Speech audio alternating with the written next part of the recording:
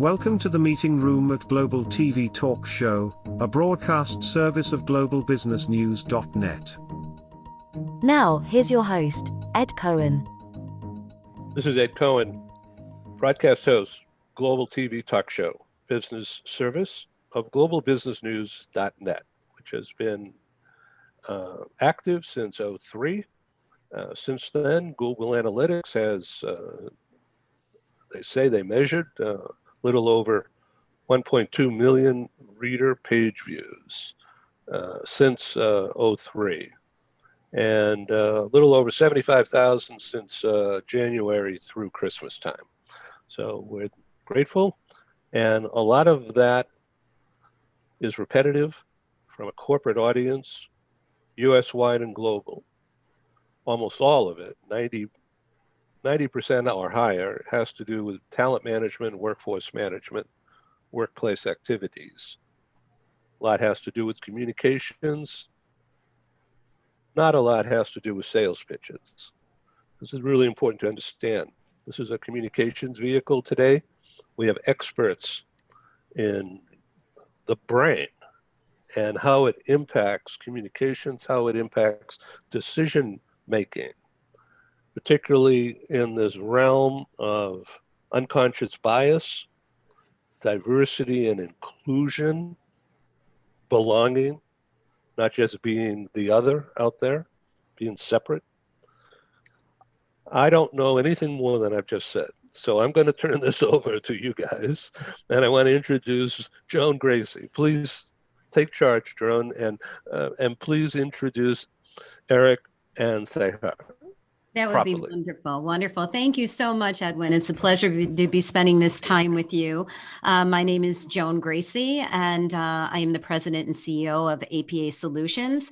We actually reside in Western New York, proud now home of the Buffalo Bills as we continue our quest towards our Super Bowl. But we profess the understanding of our brain, that amazing mechanism that comes to work with us each day. And by decoding it in a very user-friendly type of way, have been able to help growth organizations work and engage most effectively. Our footprint is, we do a great deal of work in Toronto. We do a great deal of work in New York City. That's kind of our triangle. But since COVID, I have to be honest with you, we're really moving into a worldwide application.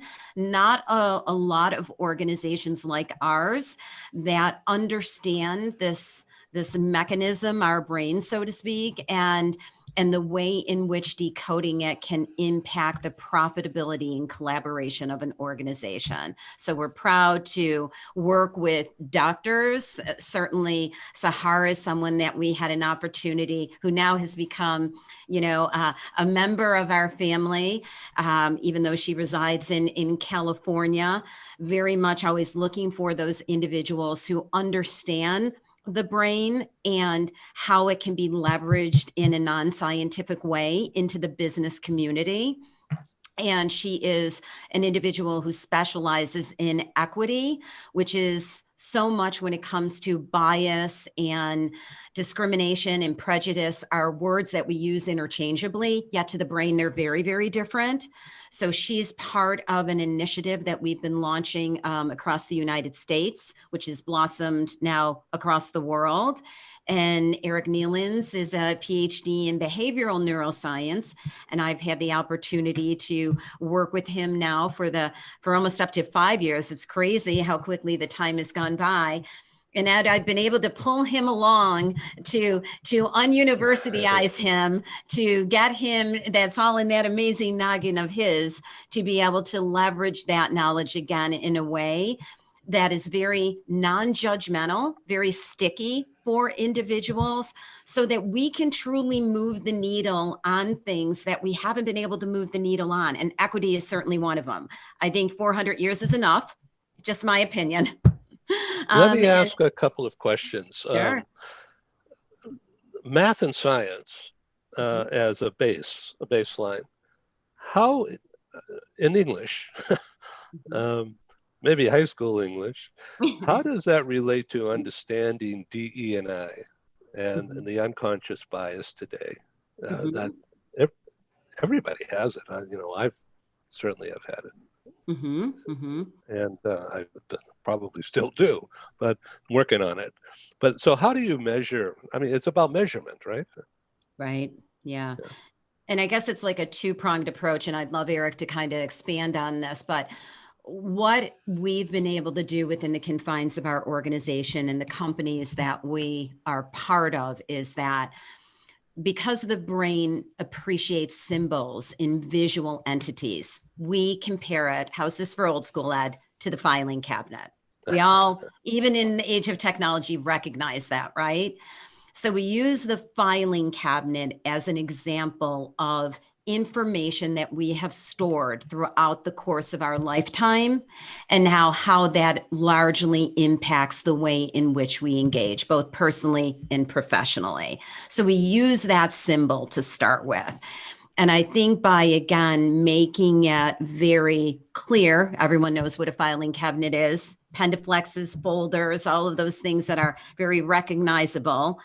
We've been able to transfer knowledge that Eric and Sahar have in such a manner that really makes people more self-aware. This is all about us being the portal to self-awareness. So Eric, how would you like to expand on that? Yeah, Ed, it's a great question, and thank you for Thank giving you. me the opportunity to talk here in this great network. It is true, I think anecdotally and stereotypically, I always think of math and science as separate from maybe business, but honestly, I see them as such strong congruent factors because when we look at how we operate as people, the way our brain is designed to operate, and how much energy it really takes for it to function, it's natural, it's normal for us to have to use these, as Joan alluded to, mental filing cabinets. I have to rely on things that I've encountered from previous experiences, societal norms, generational differences, differences in ethnicities, cultures around the world, and understand that every moment of every day, those are incorporating themselves, embedding themselves in how I think, how I react to given situations, how I make decisions. And one of the most challenging factors to highlight, as Joan said, is bringing myself to awareness that those factors are influencing me. We know from a cognitive and neuroscience perspective, attention is a limited resource. We each have it in each of the environments we're in right now. There's things that we're missing, things that I'm not paying attention to, maybe sounds, maybe things that I'm feeling, touch that is. And one of the other ones that certainly goes away is those previous factors of how our past influences how we perceive the situation. And the challenge is, how do you then create an organization that has many different perspectives to it, different perceptions, all to be on a unified front? And one of the factors that has been shown to help with that is to improve that self-awareness and to recognize that we all have these biases. We all have these unconscious stereotypes and perspectives that we have of people. And how do I bring them to my awareness and recognize the impact that they have so that I can mitigate and improve how it is that I recognize those and utilize those going forward as a leader, as a coworker, as a citizen of our society. Sahar, from your view of equity, what does equity mean to you in this context? Great question. Well, first, thank you for having us today here, Ed. And it's always a pleasure to collaborate with Joan and Eric, because I feel we are into a brain athletic, something that I feel like I need to really up my game here. So thank you for having us today. So equity, and unfortunately, a lot of people are mixing between equity and equality, and they are two different things. And like I always say, without equity, we will never have equality. So let's define the wordings. And this way, I always start with the simplest thing, which is a definition. Equality means that all the resources are evenly distributed for everyone. But what we don't realize is that there are groups of people that historically have been kept behind, either consciously or unconsciously. And now, even if you divide those resources equally, they will never be able to achieve their full potential. And that's why we look at equity. Equity means that we will need sometimes to divide the resources in uneven way to bring everyone at the same start line, and then we can start applying equality. So, for example, people of color historically have been kept away for most internship, leadership development, paying for tuition for education. So all these, we need to bring them up to the level of everyone else so they can shine, so their potential can be reached. And we might say, yeah, but how is that going to help me as an organization? As an organization, when you bring all your talents, your diverse talents, to a point where they can achieve their full potential, guess what will happen to that organization? That organization, will reach its potential as well. We see it reflected in the harmony of teams, in the communication, in the team building. We see it in more productivity, more revenue, better reputation, and we minimize the expenses like the turnover. Every person that leaves from a company, it takes around 18 months salary to get someone else in their place, between training and recruiting and attracting and all that. So all these are expenses. We are going to minimize absenteeism. We're going to minimize turnover. We're going to minimize people that are going to leave, even lawsuits. So we're actually bringing the expenses down, increases the revenue. The formula is win-win. So in order to achieve equality, we need to start with equity. We need to go back to the drawing board, look what we have in our guidelines and principles as an organization that is what we call second generation bias, where bias on how a leader should look, what other qualities are basically embedded from dozens of years ago and doesn't give equity, for example, to women, to people of color. And that's when we achieve equity, then we can start talking about equality. Yeah, it's a great topic, and one that I always think there's a great analogy, right? And envision when we talk about equity and equality as someone has to get a plate from that top shelf, right, of the cabinet. Well, if I'm 7 feet tall, I can then lift my arm up without having to stand on my tippy toes and boom, right? I got that plate. What if I'm 4 feet tall, right? Because of the situation that I'm dealt, I reach my arm up, I don't have a chance. So to be able to give an individual here a step stool, right? That assistance, that is an asymmetrical aid that is able to now even the playing field to give both those individuals an equal opportunity to reach for that opportunity. And that's what then really needs to distinguish between equality and equity, is that it's not equal in both those situations, right? One's getting aid, one's getting a step stool. But by giving that aid to an individual, we're now able to create an equal opportunity for both to be able to reach that opportunity. So let me just dive into this a little bit with your analogy, which is really good for visual of somebody 4 foot something. Reaching up be difficult, could be dangerous, could slip and fall, a dish could come down and break, or they could fall off the step stool and then have an injury and therefore further marginalized. So, I mean, there's so many derivative things that happen as a result of the basic idea of non-equity, right? Mm-hmm. But I think that's a question for the listeners, right? Like, what is equity? And see, we conducted that data, and what was determined was we had all of these amazing leaders that had a different definition of exactly what that word meant. Right. And as individuals, largely and often within the same company, if everybody's coming at this ad with a different perspective or filing cabinet, well, what is really the company's goal? What is the need for equity within our organization? Is it to check a box, Or is it because we want to have an incredibly profitable organization where all perspectives are valued and allowing us to bring vantage points to our company that perhaps are blind spots for us? We're not aware that we even have these.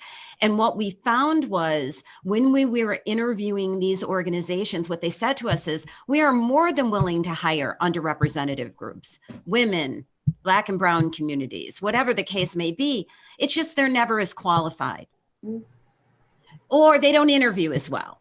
And that in itself was, well, in your internship ranks or in your training programs, what is that step stool that you're giving these people? Well, of course, there's no step stool. There's no elevated shoes. There's nothing. I'm just expecting that that's somebody else's issue to bring into the fold. But if we don't as people, if we don't as organizations, I mean, when we're looking at the work we're doing, and just after two cohorts of our equity and inclusion training that, again, uses more the math and science approach, and we're watching how this has blossomed and moving the needle on this by coming into the forefront of this is the way that our brain is designed to operate. And when people figure out, wow, I'm just human, and that judgment goes, right? Like I don't have to feel bad about myself because it shortcuts to this bias. But there's a big difference between the shortcut your brain automatically takes to protect you and if hate comes in and leads you to prejudice and leads you to growing organizations that aren't giving equal opportunities to incredibly talented people. And I'm not the physician in the group. I'm the customer interface. I'm working with these growth-oriented companies. And you know what? They all look the same. They might have a token person here and there, but they haven't really figured out how do we build something sustainable to really move the needle on something that we could really strongly move the needle on. But if I don't think it exists, then what? Let's start from kindergarten or younger. Sesame Street example, when you have the green monster and the purple monster and the red, the yellow figures, and they all got along. And so the little kids didn't know one thing from another, just everybody participated equally. Isn't that right, Eric?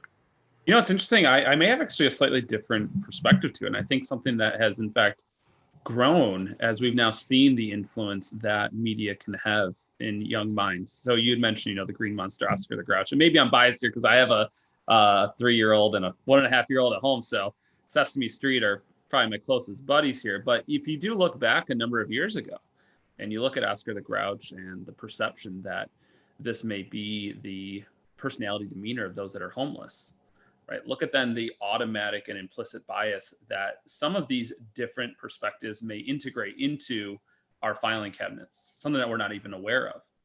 And again, I'm not trying to diminish, icons that we have in TV and in informational development, but highlighting a real situation as you're bringing up here, that things that we encounter, whether in our personal lives, tangible existence, or watching different media, social media, et cetera, those are all things that our brain is naturally designed to use as knowledge to try to make sense of the world around us. And what I do think it really highlights is how important those exposures and interactions are at a very young age and throughout our continuous life, and how they really shape and mold our perspective of the world around us. And often we're not aware of that. Just to piggyback on whatever Eric just said, we are more or less our 7 years old, because if we are not aware of it, and that's why we talk a lot about self-awareness. If we're not aware about it, our attitudes, our beliefs, our behaviors are basically a download from our parents. So whatever blind spots they got from their parents. And whatever blind spot we got from them.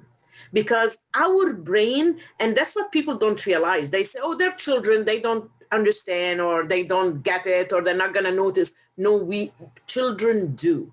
because up to 7 years, if we go a little bit scientific, we have something called theta waves. And these theta waves stop around 7 years old, or at least diminish. And what happens is that they act as a sponge. That's why we absorb everything without realizing it, and it becomes us. So whatever triggers, whatever behaviors that we download from our parents, we get. And this is something that always Eric, Joan, and me, we discuss on the cohorts that we do, is that genetically they found that we carry whatever our seventh great parents had. So if they were into war, if they were into not a lot of money, and if they were into anxiety and depression, we somehow inherit that without even knowing why we have it. And that's why here, blind spots is exactly, I equate it to when we drive a car, unless you have a 2020 or 2021 car and you buy the extra package that has the blind spot on the mirror, you get into an accident because of the blind spot. It might not be your fault, but it is 100% your responsibility. That's why self-awareness here becomes very important. Self-awareness becomes when we have to turn our head over our shoulder to see if there is a car on the right or on the left before we change lanes. And that's where self-awareness becomes crucial. We all have it. It's not our fault. It's downloaded in our brains. But what are we doing about it? Like, we all have unconscious bias and prejudice. But so even though there's a mirror, just use the analogy of the car, there's a side view mirror, a rear view mirror, we still turn our heads. Yeah, because there is a blind spot. Or spots, yes. So a lot of people don't want to be made out to appear deficient or stupid, to use a bad word, but they don't, they just are, they put a wall around themselves to protect themselves and get aggressive if somebody infers that, hey, how come you didn't understand that thing? And I think that's why, Ed, I go back to what you said before about bringing in the math and science. Is I think a lot of these trainings is it's reassuring to attendees that it is normal and it is human to be biased. Oftentimes you may hear people say over the last decade, 2 decades, like, oh, don't be biased or don't be that way. And in fact, that's ignorance or trying to hide that perspective just creates an unattainable way that we operate as people. We all are biased, and we all are going to use biases every moment of every day. We're using it in the way that we stereotype conversations now in the new norm, and that's the way that our brain is trying to make sense of the existence that we live in, and use those previous connections and experiences to help drive assumptions in the current situation we're in. So this is a business discussion, a psychosocial discussion, not a political discussion. But when we look around what's been going on the past month and 4 years or so, it is really relevant in my brain anyway. Think about the manipulations that took place based on playing on the subconscious. I'm losing myself in all these words right now, but so Eric, help me understand what I just said. No, and something that I would go back even for, again, that's something that we've, as a species, been influenced by for our entire, again, evolution, is the nudges and suggestions of different media and contexts and how it shapes our beliefs. And I would go back, even further than 4 years ago, when we saw the integration of social media in a lot of our day-to-day lives. And honestly, a platform that has tremendous and incredible impact on how we communicate and how we think of how we interact with others. And look at the impact it now has as it relates then to sharing of opinions and the algorithms that go into what information that we search for, what information pops up. And what I don't think a lot of people are aware of, and they may even be aware of it, but still continue to do it, which just highlights just how powerful it is in our neural circuitry, is confirmation bias and how we will search for information that reaffirms the beliefs that we have. Well, if your beliefs and my beliefs are incongruent with one another, that's just going to continue to polarize us and polarize us and polarize us. And there's a strong argument that over this number of years, you had basically just been building a lot of this kindling that once you then had the spark, everything was there in place for these polarized perspectives. And I think, again, when you think of it from a business perspective, within every organization, you're going to have these different beliefs. You should be anticipated. You should expect it, in fact. And now I think what the challenge is as leaders is, are you equipped and do you have the competencies to not dismiss those differences in opinion, but how do you embrace them and allow individuals an outlet to be able to psychologically safe convey their views in a way that is productive as opposed to dismissive? Yes. So what's necessary is retraining, if you will, reskilling, or just an understanding about, I don't know, instinctively cops have been trained to protect themselves and people around them with force. And obviously they overplayed that hand in some situations, probably from a panic point of view, but they did it and the results have been terrible. Well, I think, again, when you go back even further and we come to terms with the fact that we have largely the caveman brain, Yes. right? So it's very, very easy to look out into the landscape and say, saber-toothed tiger, bad, right? Wife with bat, bad. I mean, you knew who was in your tribe and who wasn't in your tribe. And we have to keep in mind that we largely have that caveman brain. Sure, it's been adjusted and enhanced, right? But understanding those very, very primal motivators. And we saw those during COVID, right? When people were purchasing toilet paper. Why was that happening? What was it, right? Because all of our patterns that had been established in how we went to work, where we went to work, our kids were in school, have been obliterated.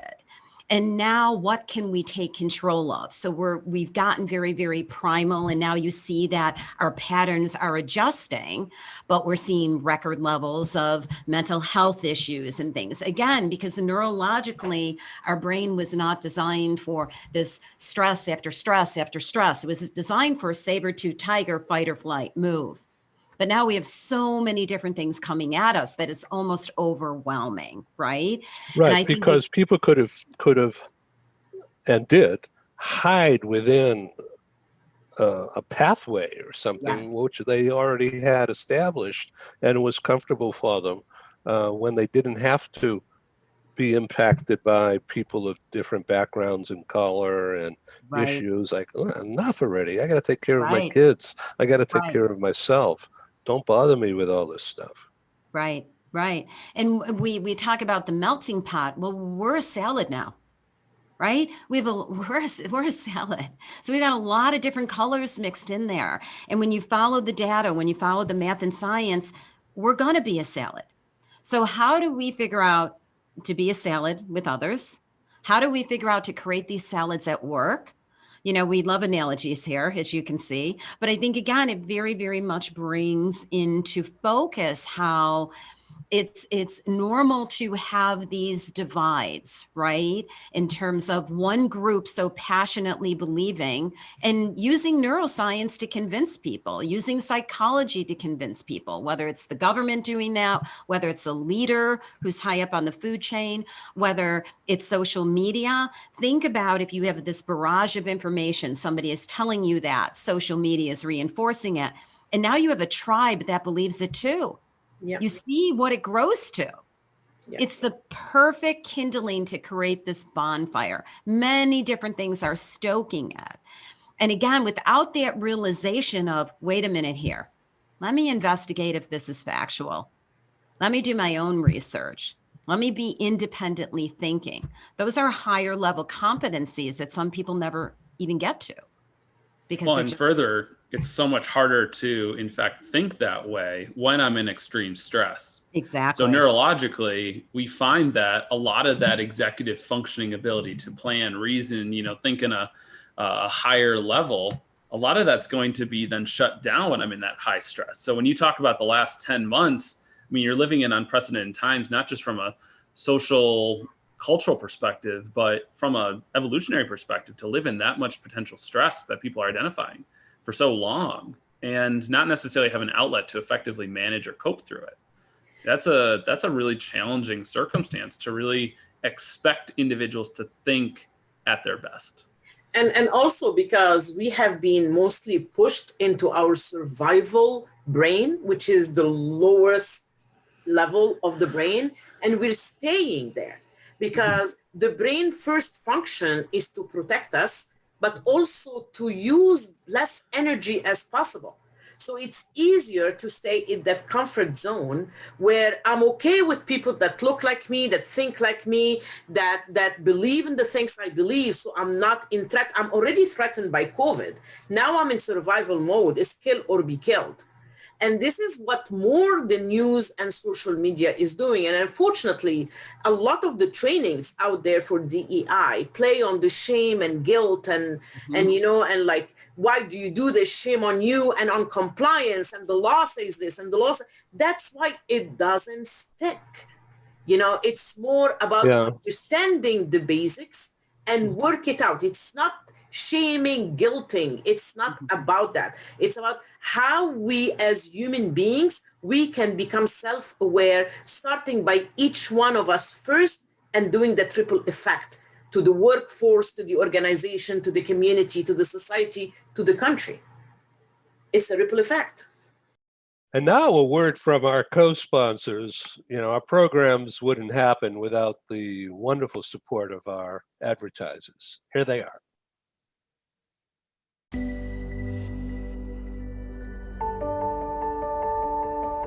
Something that's really neat is that the Bridge School partners with various organizations to provide learning for their students.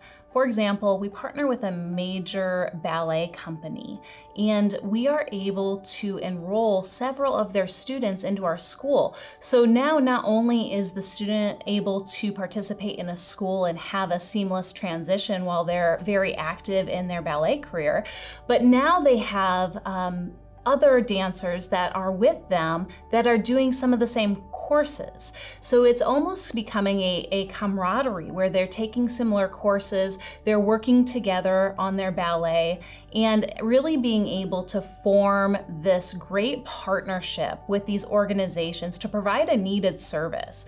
A lot of times there are student athletes who will spend hours and hours at the gym or at the basketball courts, wherever it is. And if they're attending a traditional school, they're in school from 8 to 3. They get a quick snack, and then they're at the gym for 3 to 4 hours in the evening. Coming to us and having that partnership, they're able to break that up throughout the day. They can have a morning practice, get some schooling in, have an afternoon practice, finish their schooling in the evening. So there's that flexibility. And additionally, if there are tournaments or performances, it's fantastic because if there's a week where they have shows straight through, they can take that week off of learning and then pick back up when they're done. So it offers this great flexibility. And for the program owners of these sports leagues, it is a win-win situation for them because they see this need. They see this need that their students need to make sure that they are obtaining the grades necessary to be successful adults in our country and in other countries. But it provides them an environment where they can be successful at both.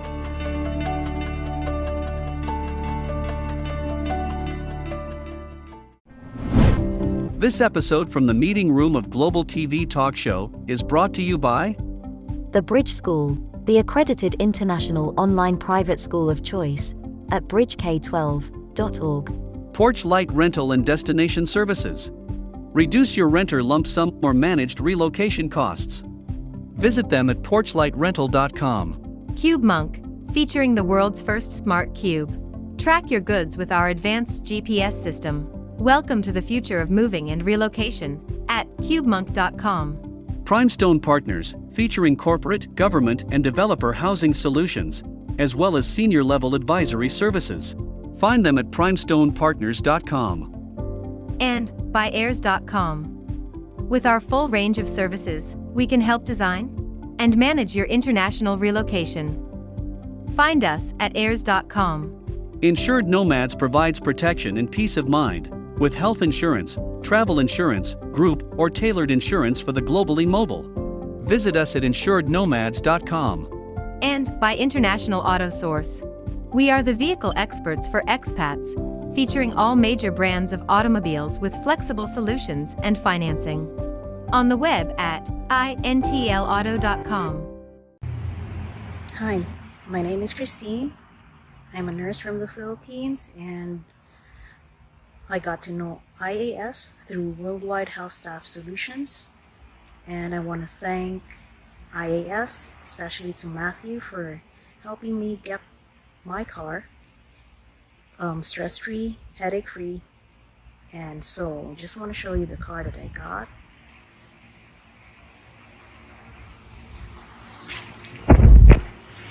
So it's a RAV4 XLE 2020.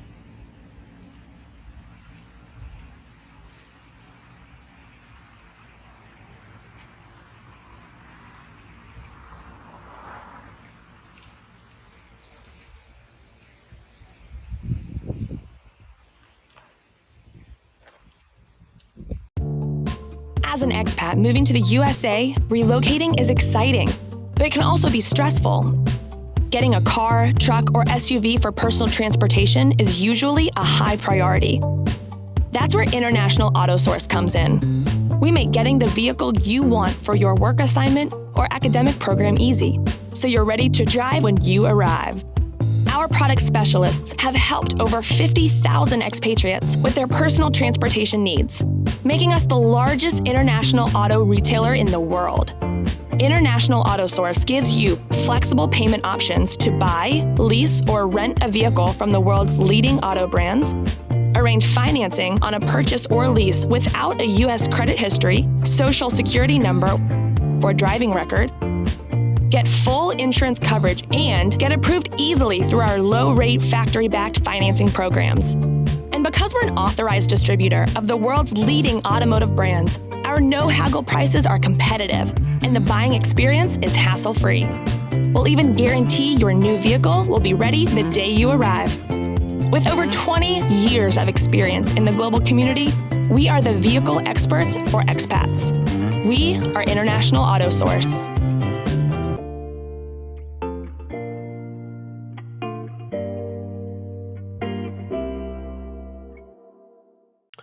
I wish we had somebody who was black or brown on the screen here with us. Perhaps Hello? we could do. Hello? Oh, there. Well, you have such good lighting. It's hard to see. Hello. I'm from Egypt. Yeah. So, I get you. Thank you. But not just from a visual point of view, from a background point of view, and how things, we can't make believe we understand totally. No, I agree. What a black guy thinks. Absolutely. Yep. But look what's going on. Again, it's not politics, but it's community, socials, especially mental health stuff, and threats to a person or to society that are now becoming crystal clear. What to do about it is not crystal clear. Mm-hmm. So this discussion is really fascinating to me, and I hope to our audience. So just to bring in some stuff that's going on right now in Washington, the Democratic response initially is to give everybody $2,000, I don't know how often, to take care of basic needs. Not everybody needs that, but a heck of a lot of people do. And then there's the issue that somebody raised yesterday. I was watching a news show about, well, the analogies to FDR and the Great Depression are apparent, but that plan was to give somebody a job, a work infrastructure development kind of a job, and And then from that came skill, put them to work, and then they got a paycheck as well, rather than just a payment without doing anything. So the concept is that people who get the payment are going to spend it. They're not going to save it. And that's going to juice the economy, and we'll all benefit from that. But you're not teaching those people who are just getting $2,000 what to do with it or how to think about it. But it will certainly relieve some basic household stress. Eric, what do you think? It's a great question, Ed. And to be perfectly honest, my expertise in economics and politics, I couldn't by any means, identify what the proper response would be here. And, I really respect and validate those who do, because I think you're highlighting, the number of factors that are at play here. And I don't think anyone would expect an easy answer with this, and it's a challenging one. And the one thing I do want to highlight that you did mention, though, is in these conversations, I think it is bringing to light factors that may have gone unnoticed. You mentioned mental health, for example, and the different continuum of symptoms that individuals may be facing. And I often find that that is a very important conversation to be had also within DEI, is mental health and the inclusion among the continuum of individuals and symptoms that they may be facing. And I hope that this conversation here today, along with others related to DEI, bring to the forefront different biases and perspectives of a variety of different people and populations. And how is it that we build a inclusive environment within businesses, organizations, because the data really does show that those that have a diverse leadership group and diverse perspectives are able to weather a lot more storms and have a greater overall share of the market. And I hope that that's the evidence that may be needed, in fact, to invest in those types of infrastructures. The question back to, not to skirt around it, the stimulus package and things of that nature, it's a great question, and I hope that there's continuous evaluation of the effectiveness of decisions that are made. But to be honest, I don't think I have an answer to the question there as to what's right or wrong. It's outside of my wheelhouse. Yeah. And I think, this is a science experiment, right? Like, we don't know, Ed, like, until we give the $2,000 or whatever the case may be. But I think, again, my non-political response is, who's going to be that leader that is going to be able to calm people? Who's going to be able to lower the stress? I think at this point, what we know about the brain is it very much prefers predictability.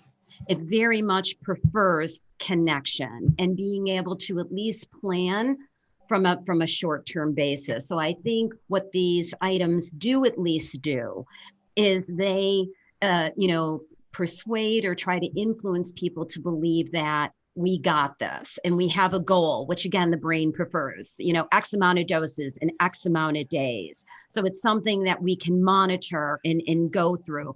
So I think the approach that is being taken is very much rooted in math and science. The brain doesn't like the unknown. We've already been thrown into that, right? So there's been a lot of volatility around not knowing what's coming around the corner for us, resulting in. But I think getting to the origin of afflictions, the why. Eric and I spent a great deal of time in Toronto, as I mentioned previously. They don't have these same problems with police officers. So do we look at the same math and science and say, well, this isn't working in America? Too many people are getting shot in the back. Do we start to follow that and say, how do we redo it? Similar to cancers, we look at the origin of what is the affliction? How did we get it? And what can we do to eradicate it? I just think that we so much talk around neuroscience versus diving into it. And once we better understand how this amazing mechanism was designed to operate literally from caveman days, it allows us to deconstruct it, put it all back together. And what's so cool about the work we do, we see changes in weeks, not months, not years, because just being able to say, oh, I'm normal, that's what people want to say, even in the most abnormal times.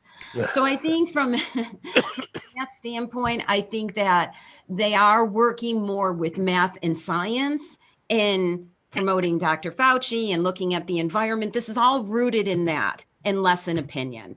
So from where I sit, I would think. I mean, what do you think as a doctor, Sahar? I think you hit the nail on the head, because the stimulus, whatever it is, it's 100, 200, whatever, 2000, whatever it is giving people a short-term look like we're going to survive. Because right now, I have zero money to put food on the table. Right now, my business is closed and I don't have any income. Right now, I need to get my kid maybe a better tablet so they can better get to school. So I'm surviving here. I don't see the future. But if I'm gonna release that short term, like Eric said, stress, and all these cortisol levels are going to kind of calm down, then you can talk to me about upskilling me. You can talk to me about finding another job, and I will work and I will get money, but that's maybe mid or long term. But now I need to survive. Yep. I recently had the first dose of the COVID vaccine. Oh, good. And goodness, sitting ovation for you, Ed. Yeah. This is not a reaction. But no, I got the Moderna. Joanne and I both did, and there's zero reaction, nothing at all. Didn't even feel it. And it was administered by a registered nurse. It was great. And the next one's coming up between February 14 and 18. So, and I have to tell you that the sense of relief that I have from the, I don't have that. I feel like I've got a passport. Wow, I can be somewhat immune and also go places. Still wearing a mask and all that, but it feels so much better. And I just don't understand why the government. There's so many people who have bad information or no information, combined with the fact that why can't they just solve this problem quickly and do 5 million a day? What's this big deal? Just get it done. Shut everything down, line everybody up. Just get it done because of public safety and the mental health of taking care or trying to take care of something. Yeah, it's a great question, Ed, too. And I think that's oftentimes, whether it's DEI or if it's looking at logistics of transportation, rollout of these different perspectives of vaccines, et cetera, oftentimes I think we envision our brain as this supercomputer, and that we are cyborgs and computers that can come out with these more algorithmic, objective responses. And I don't want to dismiss the true power that our brain has to compute information, but we make a lot of decisions based on things such as emotions, heavily influenced by previous experiences. And I think a lot of times that question of what are those emotions that someone has in that moment and how are they influencing your decision? Or what are the things that you downloaded from previous experiences and how are they shaping the way that you interpret this situation? Those are questions that I think are always valuable for individuals to ask when you encounter a situation that doesn't make sense to you. And if I can start getting more to that why of what is it from someone's past, what did they encounter, what is their perception and interpretation of the situation, I think there's new perspectives that can be gained from there to give us insight into, well, what needs to happen next to be able to move the needle forward. And I think that's something important also when we talk about our DEI research is its journey. It's a change of habits. It's not a right and wrong discrete function that often I think we try to look at these conversations through, but more of how is it that tomorrow I can be better than where I am today. And that continuous sustainable progress, that's going to lead to sustainable change and the way that your brain can then create new connections. It's not going to do it overnight. So where's the math to this? How do you put numbers to this kind of an idea that Eric just mentioned? Where's the math and the science? Step 1, step 2, this will lead to that, and then what to do with it? Yeah, it's great. And this is, I guess, where you look at some of the research about habit change. And Yes. Joan and Sahar certainly know that's a big element of our training. Is the first step is largely I have to be aware that I'm doing this. Yeah. And let's face it, that's a really challenging thing for us to do cognitively as a species. Attention's limited. I talked about that before. So that means now I got to spend that precious resource paying attention to something that I'm not even thinking of most times. So that's hard. Yeah. It's hard to do. And it's a competency that we have to be aware of. And that's what Joan mentioned about improving self-awareness. And then even if I do that, the second one is such an honest, let's say gut check of once I'm now aware that I think this way or act this way, so hard to say, but do you really think it's detrimental? That's a hard conversation to have, Ed, of saying to yourself that I may have been thinking this way or acting this way for years, and to genuinely say to myself, ooh, this is really hurting me.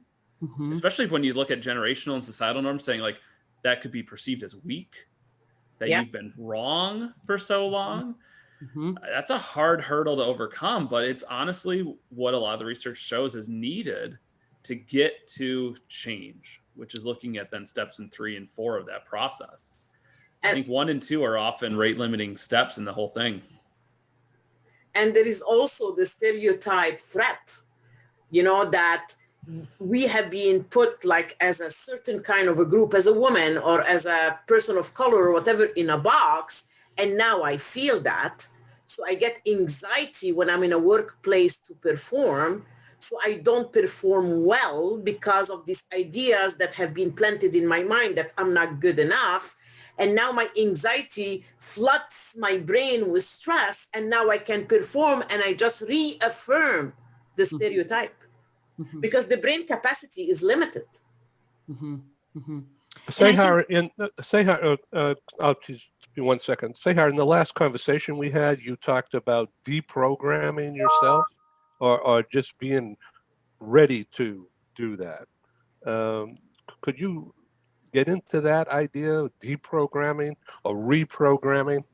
Sure. And we all, by the way, the 3 of us, this is like Eric said, this is one of the main things that we have been doing in the last 2 cohorts in the next cohort that we're starting on February 2nd, right? So it's about habits. The habits is the programs, and the habits are the software that make our brain works. Our brain is like a computer.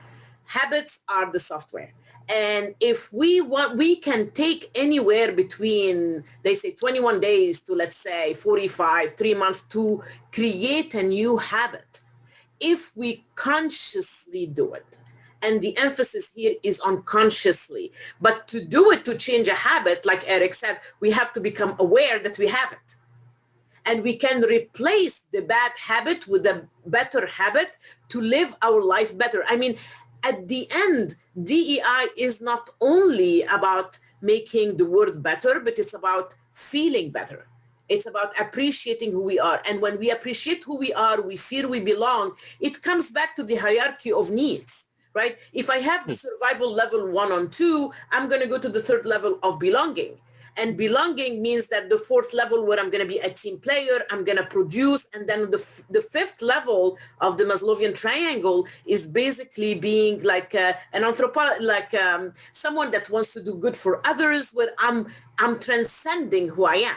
So the habit starts with me, and I can consciously trigger my brain, put triggers. Like if I want to have a new habit, I put an alarm on my phone, a sticker on my screen, a screensaver, anything that will remind me to do certain things. Like when I trigger is basically when this happen, you act like that. And you can seriously change the habits in your brain. And if you have that knee-jerk reaction, when you become self-aware of it, you start thinking either you deep breathe or you click like an elastic band to reset your brain, because our brains are very, very easily reset and distracted. So if we just breathe in or distracted with an elastic band that we snap on our wrist, we can bring our brain to think in a way that we think it, that we want to think, and we can change our habits. Unconscious bias will never go away, ever. But we can minimize it to a level that we can live in appreciating differences. So. Thank you. Yeah. Joan? Yeah, it's that marriage of emotional intelligence, right? So it's understanding that form of intellect. I'm aware I'm doing it. And now how do I use this power in a really impactful way? And Ed, at the beginning, you had mentioned, I wish we had a Black or brown person on the call. What was really interesting is we went to our Black and brown friends when we started this equity program, and they flat out said, we need to be there. We can't afford to come. And we said, that's a non-issue. We're going to get scholarship. We're going to get scholarship money. We're going to go out into the community, and we're going to get companies that support, so that an average of 50% of our participants are Black and brown. So we hear from the classes right from Black men. And it's just amazing. Again, even from our vantage point, we didn't think about that. Our Black and brown friends said, hey, if you're going to do this, but we have sponsored a community section in downtown Buffalo, New York, that is educating individuals in their community on COVID, right? What is their mindset? Why are they afraid of the vaccine? And they've come to our training as a means to better educate these individuals in their sphere of influence. They're learning why these individuals are afraid. We have 5.5 times more real estate dedicated to threat in our brain than we do reward. All right. It's easy to stoke that and get that up, especially if generations have reinforced that. But this is very, very much a passionate opportunity, certainly from the people that are on our session today, but to really make a difference. And we can only do that if we bring in the underrepresented communities. And largely, we found they cannot afford this training. So we immediately got into an equity position. Here it is, we're doing this great training, but yet the people that we're supposed to be collaborating with can't afford to come. So we had to put our money where our mouth was. Each of us did that as individuals, bringing in these, and then these amazing sponsors that literally have come in and said, we're going to support this. Thank you. You're welcome. This has been great. So the hour is up, and it feels like we're just beginning. Feels like we're just beginning, Eric. Is this a mental thing, or? Well, you could argue that's that flow state, right? Where once the conversation here is captivating and meaningful, that perception of time, and the attention to it go out the window, right? Because you're focused on something else. So that's a great state to be in then. And if we got you thinking today, we changed your brain. So look at how cool that was, Ed. You, for however many people have come, you've changed brains today. Okay. How cool is that? Keep at it. Okay, what's the website for you, Joan? So just be mindful. We're in the process of rebuilding our site, but we have a placeholder right now, and it's www.APA Solutions. So ApplePeterAppleSolutions.com. And we have contact information, everything along those lines. And certainly, I know we're going to be putting this up on social media. Love to be able to connect with people, have continued conversations around this topic. So we're all on LinkedIn, Twitter, all of the normal social media for good promotion that we're doing here. But those are our best ways to be connected. We will put the show up on our globalbusinessnews.net, which is our main landing page, but we also have a magazine and a radio and a TV page. They're all related, but it'll get vast coverage going forward over many months.